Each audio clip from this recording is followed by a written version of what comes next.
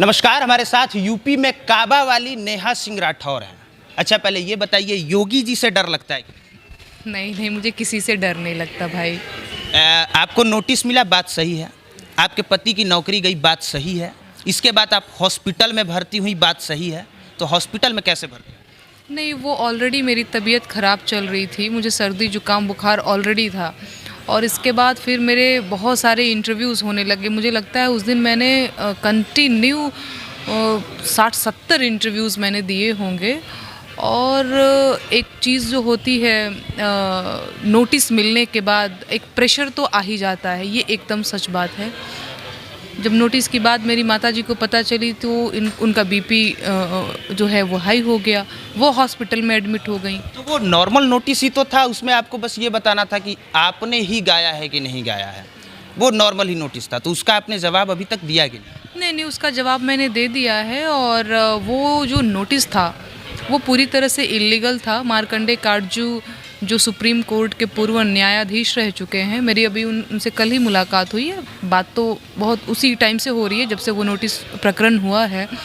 तो उन्होंने ये साफ तौर पे जाहिर किया है कि 160 CRPC जो है बिना FIR दर्ज किए नहीं दिया जा सकता। एंड दूसरी चीज़ कि कानपुर देहात की पुलिस दिल्ली कैसे आ सकती है, क्योंकि दिल्ली जो है वो 300 किलोमीटर दूर है वहाँ से।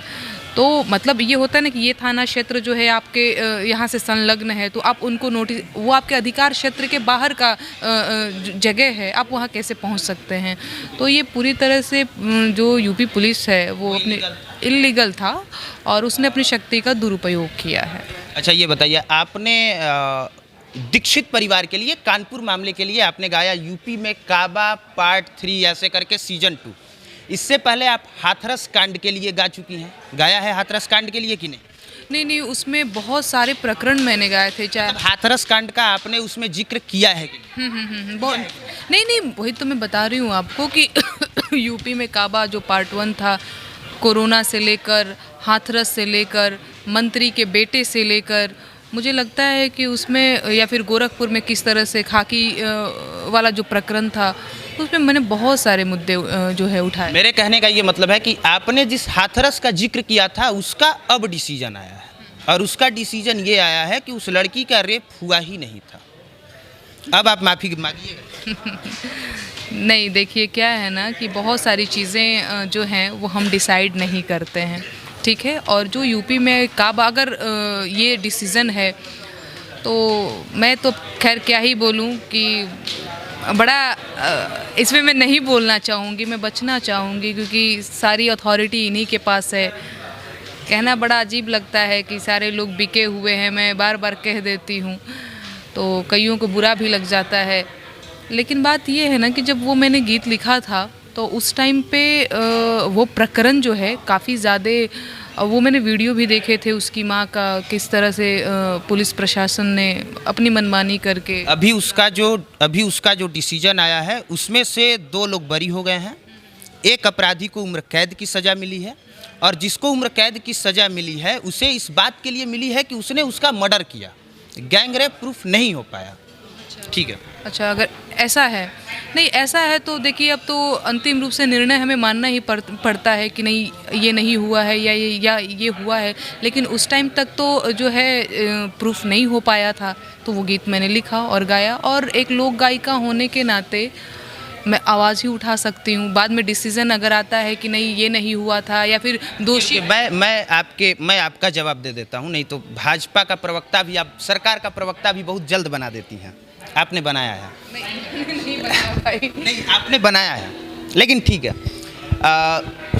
कोर्ट ने जो जवाब दिया है, या कोर्ट ने जो कहा है कि गैंग रेप हुआ ही नहीं है, इसके बाद भी ऐसा होता है। सेनारी हत्याकांड, बाथे नरसंहार, ये उसका उदाहरण है कि सेनारी नरसंहार हुआ था, बाथे नरसंहार हुआ था, और उसमें कोर्ट ने सबको बरी कर दिया। अब वो नरसंहार किया किसने था, आज तक पता ही नहीं चल पाया प्रशासन को।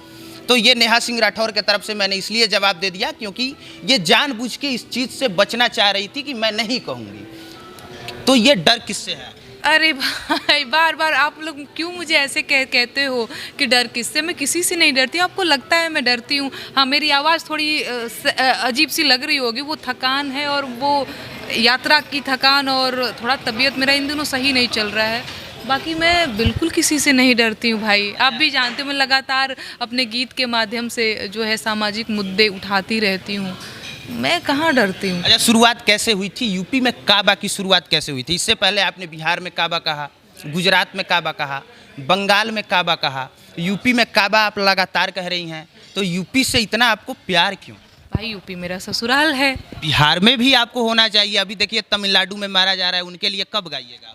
तमिलनाडु में जो बिहारियों को मारा जा रहा है उनके लिए कब गाइए? एग्जैक्टली मैं देखिए घटना विशेष पर गीत लिखने से बचती हूँ, मैं मुद्दे की गीत गाती हूँ। तो मैंने पलायन पे बहुत गीत गाए। सबसे पहले चीज़ तमिलनाडु में चाहे मजदूरों को मारा जाए, चाहे दिल्ली में मारा जाए, चाहे बम्बई में मारा जाए, मैं एक ही चीज़ समझती हूँ, ये पलायन की वजह से ये सारी चीज़ें हो रही हैं।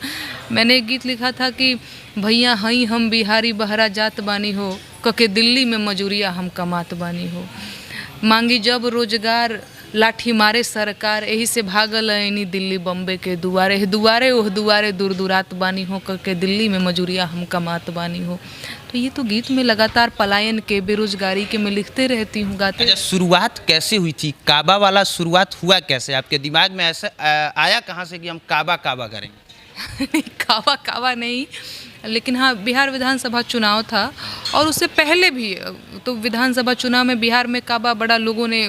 मनोज बाजपेयी जी ने गाया था कि बिहार में सब बा, नहीं या काबा ऐसे करके पहला गीत मनोज बाजपेयी जी ने गाया? बम्बई में काबा, बम्बई में उन्होंने बम्बई में काबा गाया था। हाँ ये एकदम सही बात है, वो शायद 2020 से पहले की बात है।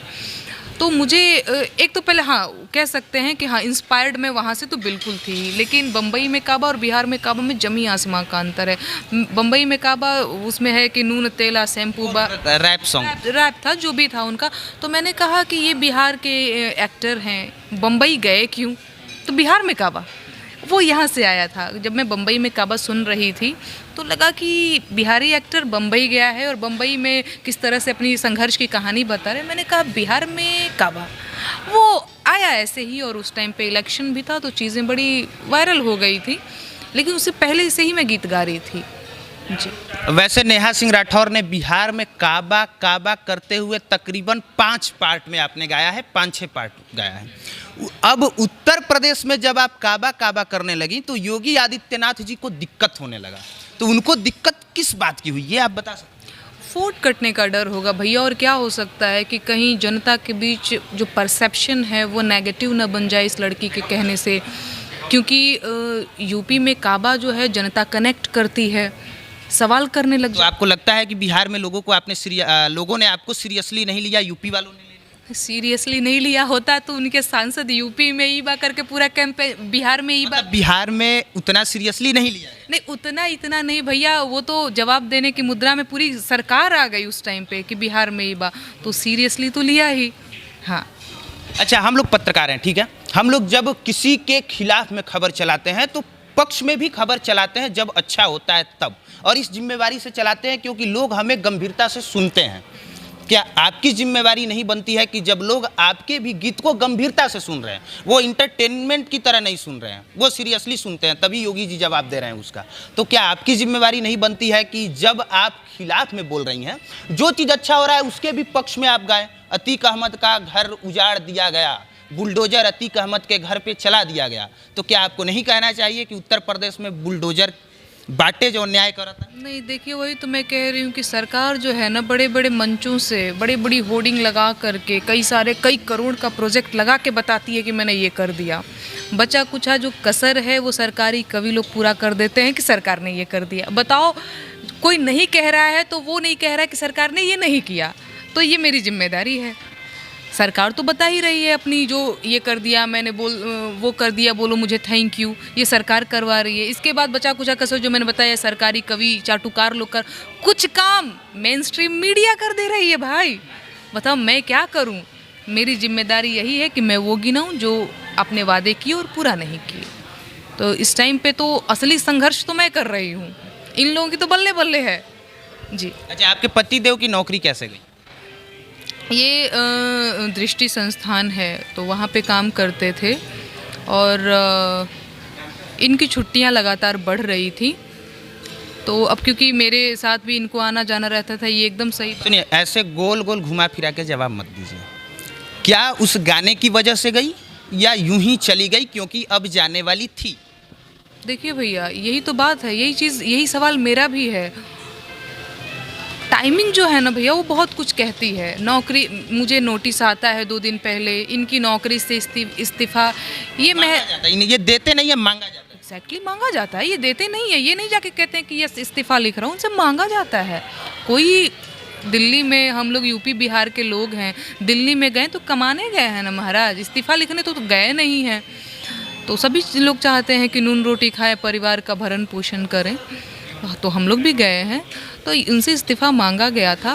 तो वो टाइमिंग जो है ना, बहुत कुछ कहती है। और ये मेरा सवाल है, ये मेरे को आपत्ति है इस चीज़ से। हिमांशु तो कई बार बचते हैं, वो बहुत बचते हैं। वो तो आज बहुत उनके मुंह में एकदम माइक ही लगा दिए एक पत्रकार की, नहीं नहीं आप तो बोलिए, आप तो बोलिए। वो बच रहे थे, वो इतना बचते हैं, नहीं नहीं मैं इंटरव्यू नहीं दूंगा, लोग कहेंगे कि पब्लिसिटी कर रहा है ये, वो इतना बचते हैं। लेकिन उनसे किसी ने एकदम नहीं बताइए, तो वो कुछ आज इंटरव्यू में कुछ वो भी अपना पक्ष रखे हैं। तो ये हुआ है, ये एकदम सही बात है। अब क्यों हुआ है मैं क्या कह सकती हूँ सही। हाँ, मुझे लगता है कि कहीं ना कहीं मेरे नोटिस के बाद ये चीज़ें हुई। अच्छा, अगर चूंकि योगी जी सीधे कह रहे हैं, योगी जी ने हालांकि अपने स्टाइल में जवाब दिया है कि उत्तर प्रदेश में काबा, उत्तर प्रदेश में बाबा बा। संतुष्ट हैं इस जवाब से? नहीं, बिल्कुल नहीं। बेरोजगारी का जवाब संतुष्ट हैं इस जवाब से? बिल्कुल नहीं। क्यों? यूपी में काबा का जवाब, यूपी में बाबा, आप संतुष्ट हैं इस जवाब से? हम अभी जवाब नहीं देंगे, जब हमारा काम होगा हम बैठ के एनालिसिस करेंगे, हम बाद में जवाब देंगे। आप हैं संतुष्ट? बिल्कुल नहीं, इस जवाब से मैं संतुष्ट नहीं हूँ। और यूपी में बाबा, इस सवाल का जवाब, यूपी में काबा का जवाब यूपी में बाबा है ही नहीं। ये उनका दम्भ बोल रहा है। वो पावर जब आता है ना, तो अपने साथ बहुत कुछ ले करके आता है, तो वो वही बोल रहा है। बेरोजगारी का जवाब बाबा, वाह रे। महंगाई का जवाब बाबा, ये क्या है? कुछ भी। हाँ। अच्छा, एक आम लड़की, मैंने आपका वो स्टार्टिंग से मैंने आपका वीडियो देखा है, ठीक है। एक आम लड़की जो ऐसे ही बैठ के 2-4 पीछे ढोलक लेके बैठ जाते थे, झाल लेके बैठ जाते थे, वो आपका स्टाइल है। आप वहाँ से गाते गाते अचानक से बूम कर गई। कहने का मतलब पूरा देश आपको सीरियसली सुनने लग गया। तो उस समय के बाद अभी आपको क्या परिवर्तन लगता है?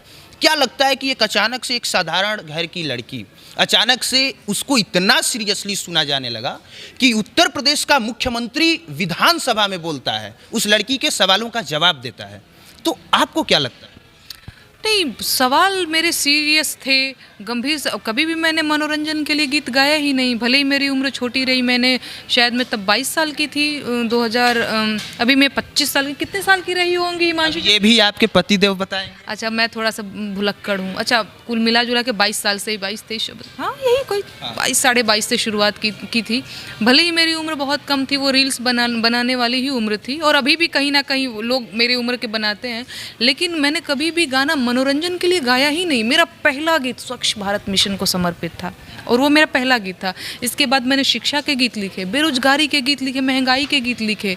और मैंने कभी भी गीत इसलिए नहीं लिखे कि हाँ मेरे गाने पे फलनवा नाचेंगे, ढिमकनवा नाचेंगे, खूब सारे व्यूज़ बटोर लेना। और देखिए, पिछले 2.5 सालों से कभी भी मेरा मनोबल टूटा ही नहीं। आपको पता है, मेरे चैनल पे बड़े व्यूज़ कम आते हैं, आप देखते होंगे, 13 के, 15 के, 20 के। इनकम का भी वो नहीं है कि बहुत कमा लेती है पैसा, ये भी नहीं है, बहुत कम व्यूज़ जाते हैं। लेकिन मेरा मनोबल हमेशा टाइट रहा कि गाऊंगी तो मुद्दे के गीत ही गाऊंगी, कभी भी अश्लील गीत नहीं गाऊंगी। तो सीरियसली लिया तो कोई बहुत बड़ा एहसान थोड़ी कर दिया, इनको सीरियसली लेना चाहिए, पता है। और एक चीज़ और मैं बताऊँ, इनसे सवाल कोई किया ही नहीं, तो ये बड़ा बौखला भी गए। मीडिया सवाल कर नहीं रही है, और साहित्यकारों की तो खैर बात ही नहीं करनी। तो इनको ये लग रहा है, बौखला गए हैं कि कोई सवाल कैसे कर सकता है। तो वो बौखलाहट में वो जवाब आया है यूपी में बाबा, है ना। वो बड़ा वो विचलित हो गए हैं कि कोई सवाल कैसे कर सकता है उनसे। तो वो उनका बौखलाहट है, विचलन है उनका। बाकी आप नेहा सिंह राठौर को सीरियसली ले या न ले, इनको पसंद करें या न करें, पर यह सच है कि आप इग्नोर नहीं कर सकते हैं। क्योंकि जब एक राज्य का सीएम ही इग्नोर न कर पाए तो आप कैसे इग्नोर कर सकते हैं? नेहा सिंह राठौर के दिए गए जवाबों से कम से कम आप इतना समझ सकते हैं कि ये अभी भी न डरी हैं, न रुकी हैं, न थकी हैं, न हारी हैं, और उम्मीद करते हैं कि बहुत जल्द यूपी में काबा सीजन 2 का अगला पार्ट आएगा। कब आएगा? नहीं भैया, अभी तो सही बात है, सेहत मेरी थोड़ी कम ठीक चल रही है, तो क्रिएट भी आदमी तभी कर पाता है जब उसका मन शांत हो। अभी यात्राएं भी बहुत है मार्च में, तो बहुत जगह अभी मुझे ये घुमाइए मत ऐसे गोल गोल, कब आएगा ये बताइए। वही मैं कह रही हूँ ना कि मेरा कोई फिक्स नहीं रहता, मैं बहुत मूडी आदमी हूँ। अच्छा, लोगों को लगता होगा ना यूपी में अब कोई अलग घटना होगी तब आएगा ये कह रही हैं। एक्चुअली मैंने कहा ना कि मैं घटना विशेष पर लिखने से बचती हूँ, मैं मुद्दा विशेष पर लिखने की पूरी कोशिश करती हूँ। तो मैं देखती हूँ, एक्चुअली मुझे वही मैं कह रही हूँ ना, मैं मूडी हूँ। कभी कभी आपको पता है मैं लिखने बैठती हूँ किसी मुद्दे पे और मैं लिख ही नहीं पाती हूँ। और कई बार क्या होता है कि मैं सिर्फ खा पी के मस्त सोई हूँ, कोई गीत एकदम दिमाग में ही लिख लिया, फिर जाकर के उसको मैं टाइप कर लेती हूँ, तो ये हो जाता है। मैं बहुत मूडी। बाकी नेहा सिंह राठौर कमाती कितना है? सोशल मीडिया से गाने गा के यूपी में काबा करके, बिहार में काबा काबा करके कितना कमा लेते? नहीं भैया, बस इतना समझिए कि नून तेल धनिया का खर्चा चल जाता है। यूट्यूब से कोई कितना कमाता है महाराज, आप देखते हैं, मेरे सब्सक्राइबर्स देख लीजिए, मेरे व्यूज़ देख लीजिए। सब्सक्राइबर आपके 1 मिलियन होने वाले हैं। ट्विटर पे आप वीडियो डालती हैं तो 1-1 मिलियन ट्विटर पे चला जाता है। फेसबुक और यूट्यूब के तो बात ही छोड़ दीजिए। तो ईमानदारी से बता दीजिए, एक हिंट दे दीजिए। नहीं देखो भाई, 30-40 हज़ार तक ऐसे इनकम हो जाती है, ये एकदम सही बात है, यही इनकम होती है। अनुमान तो भैया देखिए, आप तो खुद यूट्यूब चलाते हैं तो आपको भी अनुमान होगा कि किस तरह से वो, और उसका भी होता है कई बार वीडियो पर्टिकुलर, हाँ, उसकी क्राइटेरिया और वीडियो के ऊपर भी डिपेंड करता है कि कई बार हाँ वीडियो के व्यूज़ बड़े अच्छे, रीच बड़ी अच्छी हो गई तो उस पर भी डिपेंड करता है। 30-40 हज़ार तक एवरेज यही, और इससे ज़्यादा नहीं। बाकी हमारे साथ थी नेहा सिंह राठौर और हमारे सवालों का जवाब दे रही थी। मुख्य केंद्र काबा ही था क्योंकि चर्चा में वही है। बाकी देखने के लिए धन्यवाद।